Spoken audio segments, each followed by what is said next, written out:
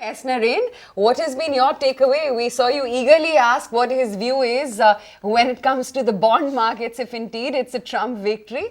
What is your own sense? How does a fund manager like you position himself? It's a very neck-to-neck call. So what would you do if it's a Trump victory or a Clinton victory on the other hand? Yeah, I think it was always believed that Clinton victory was negative for pharma and Trump victory was negative for global markets. And on top of it, we have the step that was taken to demonetize 500 and 1,000 rupee notes, which happened on the same day. So you have one of the most interesting days in the market. The way we look at it is from a long-term point of view and from a short-term point of view. We clearly see that from a long-term point of view, the time from now till the market settles is a good time to actually keep investing in equity for the long term. On the fixed income side, we do believe that the cost of capital would come down significantly over the next few months because I think the whole demonetization exercise would lead to a good drop in interest rates. And we wouldn't be surprised if Reserve Bank were to cut rates over the course of the next 1 month as a result of the demonetization exercise. So I believe that the outlook for fixed income and that too government securities has improved significantly over the near term. And we believe that from an equity point of view, we do have hiccups in the near term. Whether the hiccups last 1 month or 2 months or 1 week, that's difficult to say. I would be very surprised if it is just one day. And I would say that that period where the market has hiccups is a time for long-term investing with a 2-year view.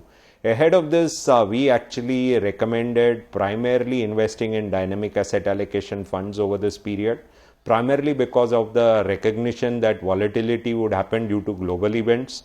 But the event that has happened on monetization increases the long-term potential for equity, but reduces the very short-term potential for equity.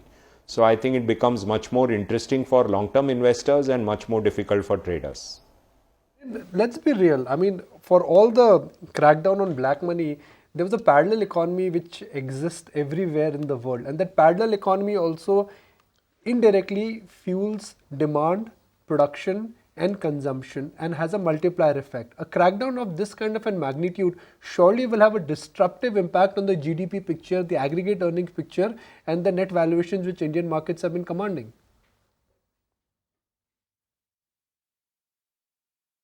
No, actually, what people miss is that you have to recognize that there will be a big drop in cost of capital. If the Indian economy has a lower GDP component of black money, you'll have a much lower interest rate system.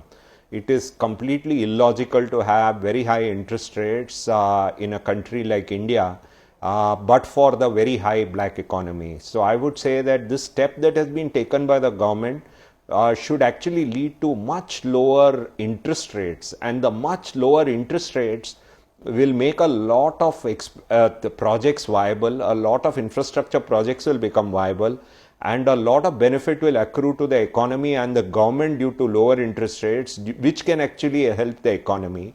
And that part of it you're not considering. You're looking at only the multiplier effect of the black money consumption. But I would look at the multiplier effect of lower cost of capital and the ability of the government to actually create a much better enabling environment with a lower cost of capital. I think that part of it you are ignoring when you're talking about the black money part of it. You know, the problem is not black money. Cash is going to come back in form of different forms, rather, in hundreds, 50s and 2000s then eventually. But it's the transition period and the repercussions thereof. It's only that one is a little worried about. See, my only fear, Aisha, is that you cannot fathom what's going to happen, because ultimately if the veins are going to be cut down for 3 months, 6 months, it will really have an impact. I mean, everything in the financial market is actually connected. That's how the nature of the money is. M1, I mean, typically you spend money, it adds to productivity, it adds to demand. So I don't know how the wheel is going to pause, stop, reverse or crack. I don't know.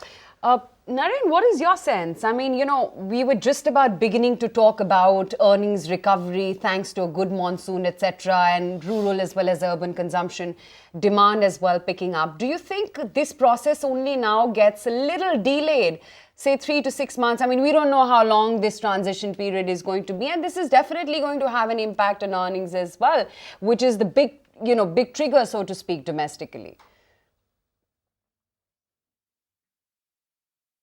No.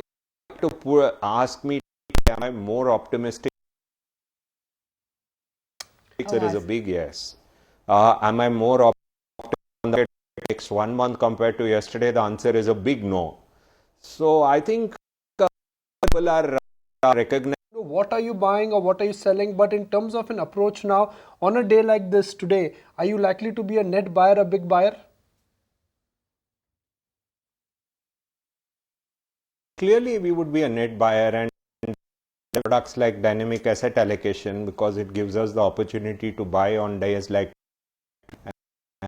Clearly, I think what people are missing is that an event like what has happened at this point improves the long-term outlook for Indian equities.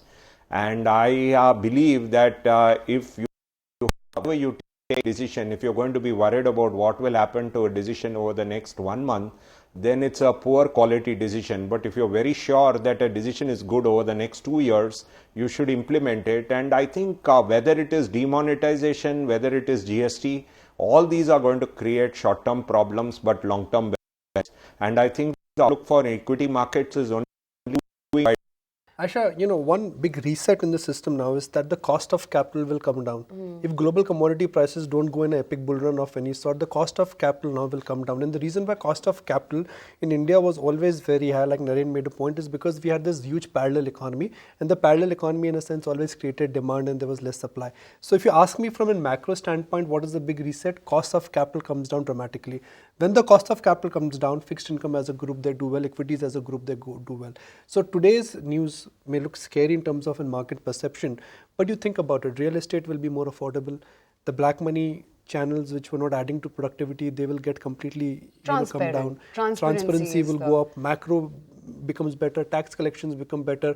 So if you're an investor, you want to ask yourself that what is there for me in short term and what is there for me in long term. Long term, a better picture, a crystal picture, and a better and a resilient economy. In the short term, there is pain, there is migration, there is transition, and that is, I think, what markets are capturing today. In the next 1 year, do you think fixed income and balanced funds would do better, or equity funds?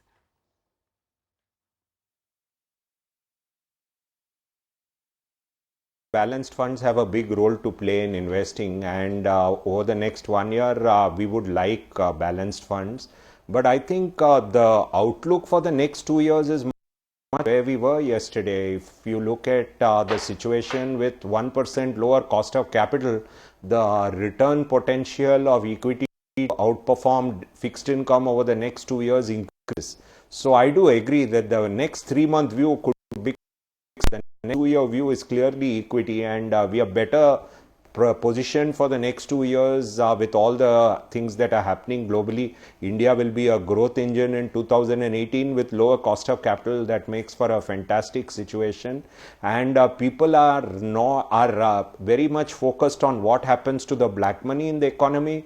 But I would say that we in the financial system should focus on what is the impact of the lower cost of capital on the economy, and we should keep on focusing on that, because that is a big benefit to the Indian economy, to Indian investors, and into Indian consumers. If you have a project implemented over 4 years, if you are during the construction period, it could well be 25% now. Find us on Facebook at facebook.com/ETNow, and don't forget to click the like button. You can also follow us on Twitter at ETNowLive. To stay updated with all our programming, hit the subscribe button on our YouTube channel by logging on to youtube.com/user/ETNow.